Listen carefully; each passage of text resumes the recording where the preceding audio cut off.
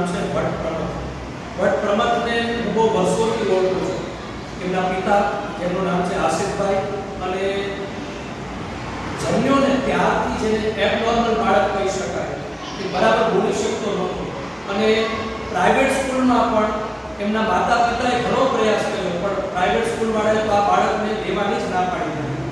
અને આજનો એક એવો સમય છે કે જેમાં સરકારી અને પ્રાઇવેટ આ બે સ્કૂલ વચ્ચે બહુ મોટી ખાઈ થઈ ગઈ છે. પેરેન્ટ્સની માનસિકતા થઈ ગઈ છે કે સરકારી સ્કૂલમાં કંઈ થતું નથી, પણ ભાવનગર નગર પ્રાથમિક શિક્ષણ સમિતિની શાળા નંબર 69, આ સ્કૂલનું નામ છે લંબે હનુમાન, એમના હું વાલીને મળ્યો અને એમણે 69 શાળામાં પ્રમોટ કરી બેસાડ્યો. તમે જોઈ શકો છો કે બાળક જે કંઈ બોલી શકતો નહોતો, એને 20 શ્લોક પાકા કર્યા, અને આખું જેના વોકલ કોડમાં 90% આખો ચેટ છે. જો સંસ્કૃતની તાકાત, પાવર ઓફ ધ શ્લોક, સંસ્કૃત ભાષા જે વૈજ્ઞાનિક છે, જે અંગ ય યમ ગણ ન, જે આખા કહેવાય કે વોકલ કોડ છે, એને બદલી શકે છે. અને તમે જોઈ શકો છો કે પ્રાઇવેટ સ્કૂલ વાળા જે હાથ પકડવા તૈયાર નહોતા, પણ આ જ બાળક છે એ બોલવા માંડ્યો. એટલું જ નહીં, પણ 1 થી 20 શ્લોક છે તે બોલી શકે છે. શિક્ષણનો જે હેતુ છે ને, તે ટીચિંગ નથી, પણ તે લર્નિંગ ટુ લર્ન છે.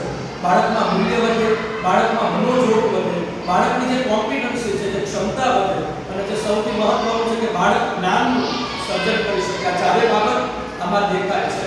નन्ही चींटी दीवारों पर चढ़ती है दीवारों पर और 100 बार फिसलती है, गिरकर चढ़ना, चढ़कर गिरना अखरता है, आखिर उसकी मेहनत बेकार नहीं होती, कोशिश करने वालों की कभी हार नहीं होती. આ શાળાના શિક્ષકો ખાસ કરીને અલ્પાબેન જાની છે, ભગવદ ગીતા વાળું કામ કરે છે, એમને અભિનંદન.